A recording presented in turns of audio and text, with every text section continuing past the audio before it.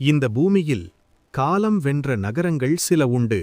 ஆனால் காலத்தால் தோற்கடிக்கப்பட்ட ஒரு நகரம் கடலுக்குள் புதைந்து கிடக்கிறது.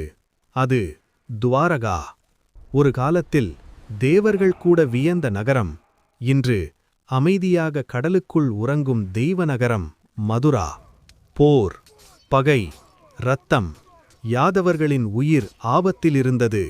அப்போது ஒரு தீர்மானம். கண்ணன் போராலல்ல, புத்தியால் வெல்லத் தெரிந்த அரசன். என் மக்கள் பாதுகாப்பே என் ராஜ்யம். கடலோரத்தில் ஒரு கனவு உருவானது. துவாரகா. பொன்னால் கட்டப்பட்ட கோட்டைகள், மாணிக்கம் பதிக்கப்பட்ட மாடங்கள், நியாயம் பேசும் அரசவைகள். துவாரகா ஒரு நகரமல்ல, ஒரு ஸ்வர்க்கம். கண்ணன் ஆட்சி செய்த இடம், தர்மம் அரசாண்ட பூமி.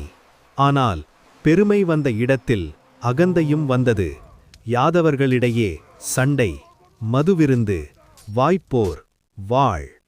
காந்தாரி அவர்களின் சாபம் ஒரு கணத்தில் வம்சத்தின் விதியை மாற்றியது. யாதவர்கள் யாதவர்களாலேயே அழிவார்கள். கண்ணன் அறிந்தார் தன் பணி முடிந்தது என்று. ஒரு அம்பு, ஒரு வேடன், ஒரு தவறு. அந்த கணம் பூமி ஒரு தெய்வத்தை இழந்தது. கண்ணன் மறைந்ததும் கடல் எழுந்தது. அலைகள் கோட்டைகளைத் தொட்டன, மாடங்கள் சாய்ந்தன, அரண்மனைகள் மறைந்தன. ஒரு இரவில் துவாரகா வரலாறானது. இது வெறும் புராணமா? அல்ல.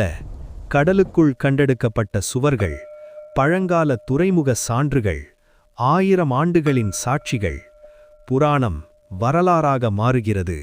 துவாரகா மூழ்கிய நகரம் அல்ல, மறைந்த நம்பிக்கை அல்ல. நிலம் மூழ்கலாம், ஆனால் தர்மம் மூழ்காது. கண்ணன் மறைந்தாலும் துவாரகா வாழ்கிறது.